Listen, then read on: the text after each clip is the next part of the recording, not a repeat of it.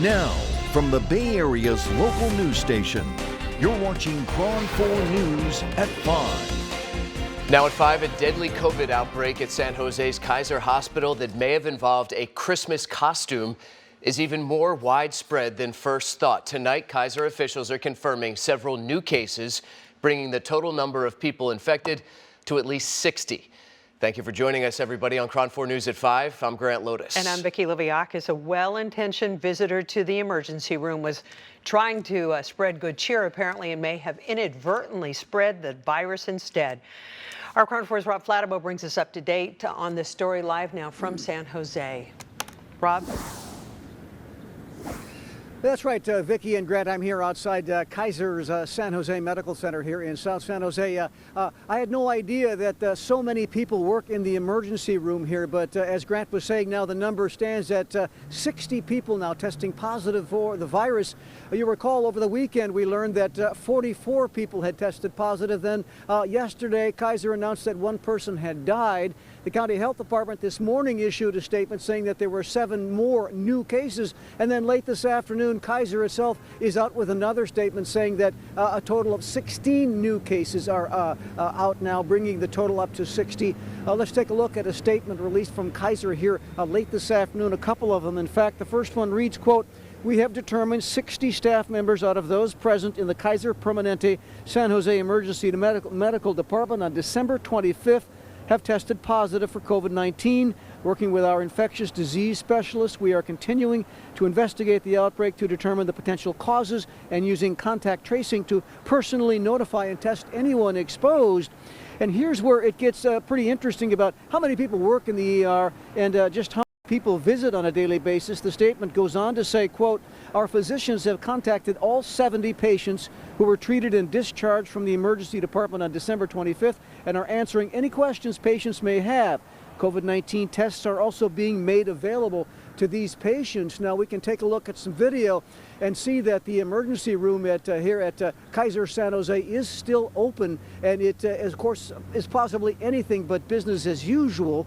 This outbreak believed to have been triggered. The investigation continues, but tentatively at least they're thinking that a person, a well-intentioned person, another staff member who also works in the ER, visited the ER on December 25th dressed in some sort of holiday costume. It was an air-powered costume, and they're thinking that that visit, designed to spread good cheer and goodwill and to boost morale among the employees, somehow spread the virus to all who were present at the time, or at least to the 60 people who have now tested positive. The health department says it is aware of this outbreak and has also joined the investigation, saying that Kaiser, just as all other hospitals, must comply with all of the rules regarding testing and tracing going forward. Kaiser says it is doing just that. Kaiser also says that it has been deep cleaning the ER area, high-touch surfaces and so forth. They referenced a HEPA air filtration system that is now in place in the hospital going forward. We should also mention to you that Kaiser has confirmed that vaccinations were underway for a time here, prior to the Christmas holiday, but apparently the vaccine has not had enough time to take effect to provide sufficient protection against the virus. But again, the numbers here this evening, a total of 60 people now tested positive here in connection to this December 25th visit by someone wearing a costume as the investigation continues. That's the latest. Grant and Vicki here from Kaiser in San Jose. Back to you. Rob, thank you for that. Meantime, in San Francisco, the mayor is hoping the arrival of COVID-19 vaccines are going to help protect the more than 700 long-term care residents at Laguna Hospital. And those vaccines, of course, can't get here soon enough. They have arrived in the nick of time, you would hope, as a recent outbreak there led to the death of 5 people in fewer than 30 days. KRON4's Dan Kerman is live with us tonight at Laguna Honda for more on what the mayor had to say about how COVID is affecting the city. Good evening, Dan. Good evening, Grant and Vicki. We can tell you that the mayor is estimating that by the end of today, 90% of residents at Laguna Honda should be vaccinated, a big step in the right direction. COVID-19 vaccinations are underway for more than 700 long-term care residents at San Francisco's Laguna Honda Hospital. They should be completed by Wednesday.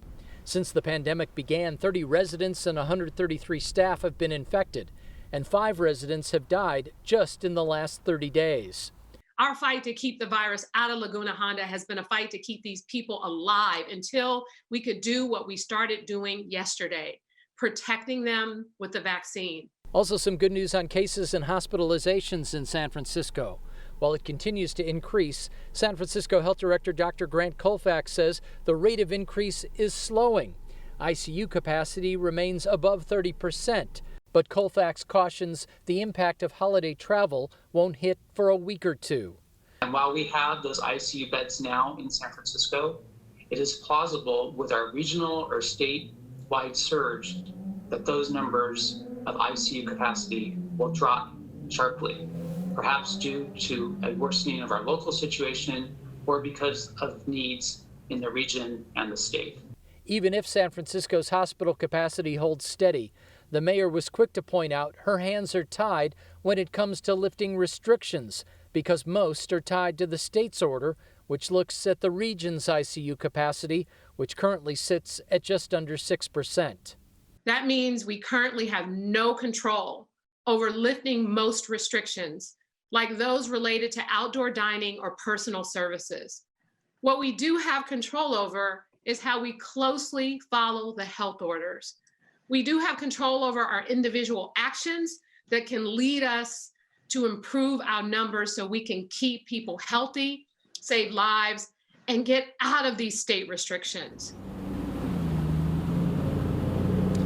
San Francisco's health director also reminded us what we've been hearing all along, that the demand for vaccinations far outweighs the supply currently, just in that first group alone, which includes healthcare workers.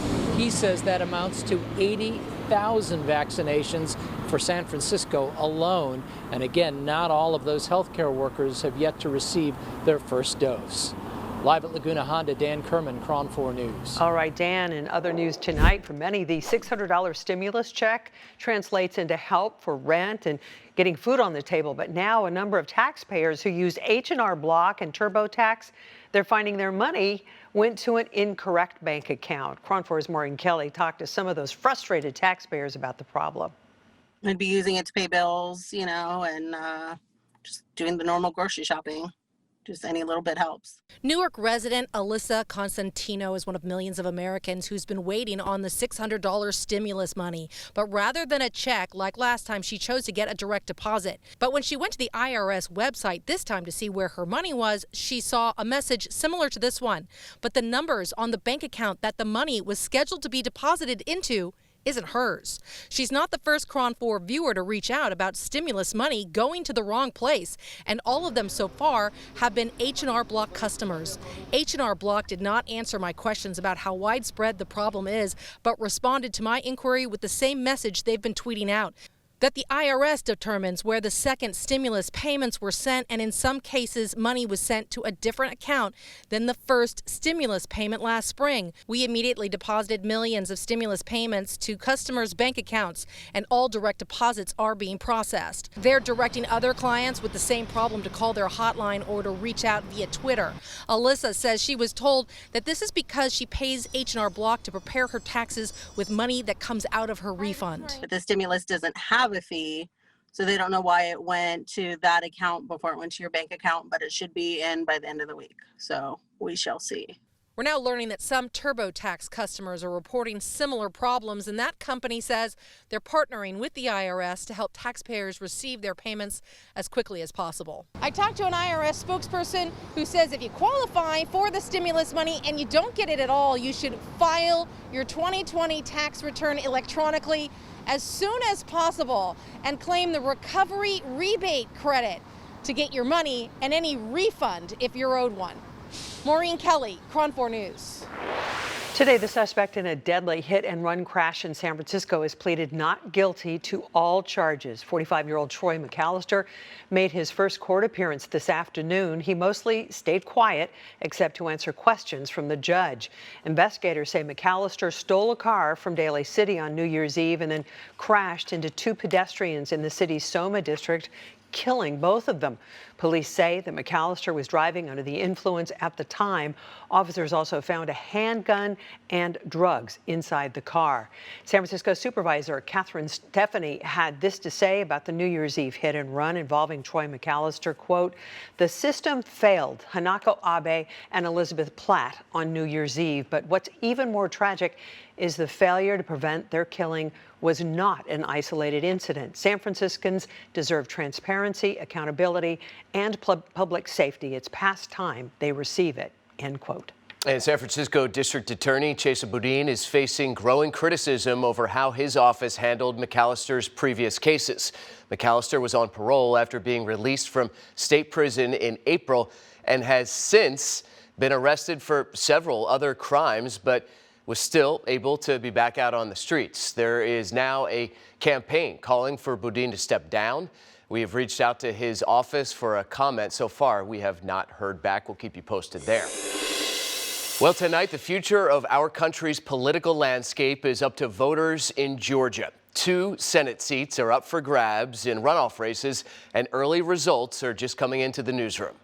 Control of the U.S. Senate, of course, up for grabs in the Peach State with 2 runoff races that will determine which party is in power on Capitol Hill. Our KRON4's Washington correspondent Kelly Meyer joining us now live to break down this crucial election. Kelly? Good evening, Vicki and Grant. Well, certainly Washington is watching what happens in Georgia, as it will determine what happens in this building behind me and what policies a Biden White House can push through. Georgians were out at the polls Tuesday morning to cast their ballots in 2 Senate runoff races. Georgia's 2 incumbent Republican senators Kelly Loeffler and David Perdue are facing off against Democrats Raphael Warnock and Jon Ossoff. Both sides got a final boost of support from presidential heavyweights on the last day of campaigning. Biden made a last stop in Georgia Monday, and so did Vice President Mike Pence and President Trump. If these 2 don't win, and if we don't take the presidency, you have a country that would be run by Schumer, Pelosi, and Biden. Georgia voters have never had more power than you have today. That's the reason the whole world is watching us in Georgia. Both Ossoff and Warnock have to win in Georgia for Democrats to be in the majority. If just one Republican candidate, Loeffler or Perdue, wins, Republicans will maintain their hold on the majority here in the Senate. You know, Kelly, I know you're watching the numbers. Some of the early returns seem to be favoring the Democrats. Is that because the counts are of the mail-in ballots? And I think because they're showing some of the counties that are generally Democratic strongholds. So I think it's important to keep watching as the night goes on. We may not know the results this evening. The Georgia Secretary of State said we may know Wednesday morning. But if you remember back in November, we didn't know until Friday. All right, Kelly Meyer reporting for us live in Washington. Kelly will be with you throughout the night. Thank you for that. Meanwhile, Congress is set to count the Electoral College ballots tomorrow on Capitol Hill. Why this normally low-key event is now causing a lot of controversy.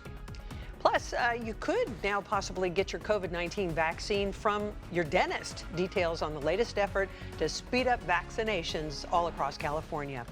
Hi, meteorologist Lawrence Carno. Lots of sunshine and a few clouds around the Bay Area today, but dry.